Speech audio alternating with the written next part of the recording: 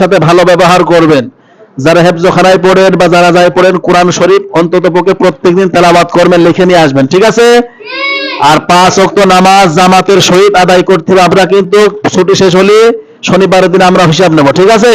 যে আপনি 5 ওয়াক্ত নামাজ জামাতের সহিত আদায় করেছেন কিনা, পিতা মাতার সাথে ভালো ব্যবহার করেছেন কিনা, বড়দের সাথে আপনি সম্মানমূলক আচরণ করেছেন কিনা, ছোট হোক বড় হোক সকলকেই সালাম দিবেন। বাসায় গিয়ে হট্টগোল, পরের গাছে আম গাছে ঢেলা মারা, জাম গাছে ঢেলা মারা, বিভিন্ন রকম মারামারি করে বেড়ানো, এটা কি করা যাবে? এই কাজ যদি তুমি করো তাহলে মাদ্রাসার বদনাম হবে না? হবে না? বলবে আমার ছেলেটা কে কোন মাদ্রাসায় ভর্তি করেছি, কোনো আদব শিক্ষা করেনি। এলাকার মুরব্বীরা বলবে এই তো বেয়াদব কেন তুমি, তুমি মাদ্রাসায় পড়ে তো বেয়াদব হয়েছে কেন? তাহলে আমাদের মাদ্রাসার বদনাম হবে না? তাই তোমরা কি চাও মাদ্রাসার বদনাম করতে? তাহলে ভালো ব্যবহার করবা তো সবার সাথে? বড়দেরকে সালাম দিবা তো? ছোটদেরকেও সালাম দিবা, স্নেহ করবা, ঠিক আছে? আর যথাসময়ে শনিবার দিন মাদ্রাসায় এসে উপস্থিত হতে হবে ইনশাআল্লাহ। আর বাসায় যে বইগুলো আছে সেই বইগুলো পড়ালেখা করবা, হ্যাঁ? আর এই মাদ্রাসায় পড়লি একটা কোরআনের অক্ষর পড়লি কয়টারে কি হয়? কয়টারে কি হয়?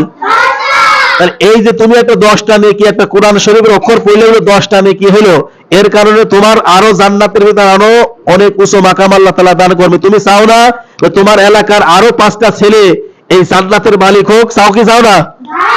তাহলে তোমরা বাসায় যেয়ে তোমরা কি করবা, অন্যান্য তোমাদের বয়সী যারা ছেলেরা আছে তোমরা তাদেরকে দাওয়াত দিবা, বলবা যে দুনিয়াতে একদিন চলেই যেতে হবে, মরণ তো আছে না নেই, মরতি একদিন না একদিন হবেই।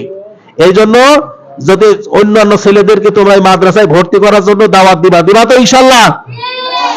এই তোমাদের বয়সী যারা ছাত্র আছে তাদেরকে মাদ্রাসায় ভর্তি হওয়ার জন্য কি দিবা?